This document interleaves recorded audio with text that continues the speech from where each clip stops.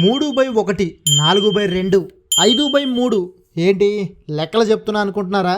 ఇది గుజరాత్ బ్యాటింగ్ ఎంత చెత్తగా కొలాబ్స్ అయిందో చెప్పే లెక్కండి బాబు. ఈ మ్యాచ్ చూశాక, అందులోనూ గుజరాత్ బ్యాటింగ్ చూశాక ఒక్కటే అనిపించింది, యాంద్రా ఇది ఎవడైనా గుజరాత్ టీంకి చేతబడి చేసినాడా ఏంది? ఒక పక్క ఆర్సీబీ గెలవడంతో ఫుల్ జోష్ వచ్చిన గుజరాత్ ఓడిపోయిన విధానం చూస్తుంటే మాత్రం ఇదేం చెత్త బ్యాటింగ్, ఇదెక్కడి తుప్పాస్ బౌలింగ్ అని తిట్టాలనిపిస్తుంది. అసలు ఫస్ట్ 2 మ్యాచ్లో గెలిచింది ఈ టీమేనా అని కూడా డౌట్ వస్తుంది.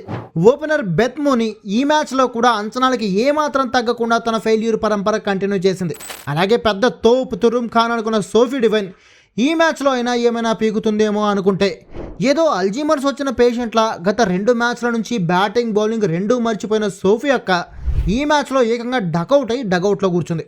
స్టార్టింగ్లో చెప్పా కదా లెక్కలు, ఆ లెక్కలే ఇవి. 3 రన్స్ దగ్గర ఫస్ట్ భూమి పూజ సోఫీ డివైన్ తన డకౌట్తో చేస్తే ఆ తర్వాత బెత్ ముని హారతి ఇచ్చి వెళ్ళిపోయింది.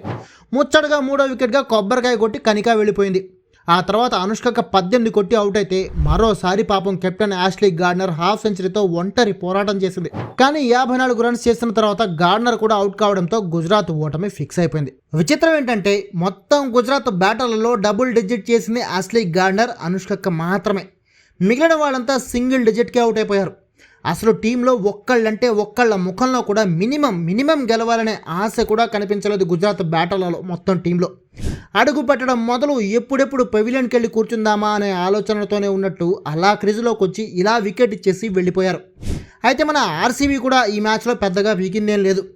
టాస్ గెలిచి బ్యాటింగ్కి దిగిన ఆర్సీబీ ఇంత చెత్తగా ఓపెన్ చేస్తుందని ఎవ్వరూ అనుకోలేదు. యూపీపై 85 రన్స్తో రెచ్చిపోయిన గ్రేస్ హ్యారిస్ ఒకే ఒక్క రన్ చేసి అవుట్ అయిపోయింది.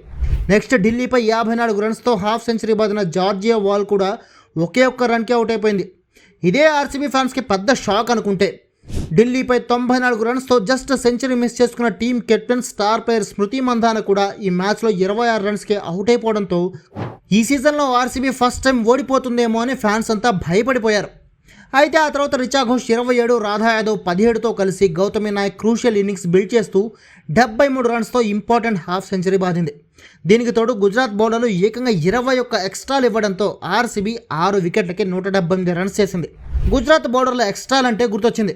ఆర్సీబీ ఈ మ్యాచ్లో గెలిచిందంటే దానికి కారణం ఆర్సీబీ బ్యాటర్లో, ఆర్సీబీ బౌలర్లో కాదు, ఒక రకంగా ది గ్రేట్ గుజరాత్ బౌలర్లు. మొత్తం మ్యాచ్లో ఏకంగా మన జీజీ బౌలర్లు 15 వైడ్లతో కలిపి 21 ఎక్స్ట్రాలు ఇచ్చారు. ఆర్సీబీ స్కోర్ 178 నుంచి ఈ 21 రన్స్ తీసేస్తే ఆర్సీబీ బ్యాటర్లు కొట్టింది జస్ట్ 157 రన్స్ మాత్రమే. ఒకవేళ ఆ టార్గెట్ వచ్చి ఉంటే గుజరాత్ బ్యాటింగ్లో ఏమైనా చేంజ్ ఉండేదేమో. అయితే గుజరాత్ బ్యాటర్లు వాళ్ళ బ్లాక్ బస్టర్ డిజాస్టర్ బ్యాటింగ్తో ఈ బౌలర్ల అట్టర్ ఫ్లాప్ షోని ఓవర్ షాడో చేసేసారు. కానీ లేకపోతే ఈ మ్యాచ్కి ఇదే హైలైట్ అయ్యేది. ఏదేమైనా ఆర్సీబీ అదృష్టమో లేదంటే గుజరాత్ టీంపై ఎవరైనా చేసిన చేతబడి పవరో కానీ WPL 2026 సీజన్లో ఆర్సీబీ చేతిలో గుజరాత్ రెండోసారి కూడా ఓడిపోయింది.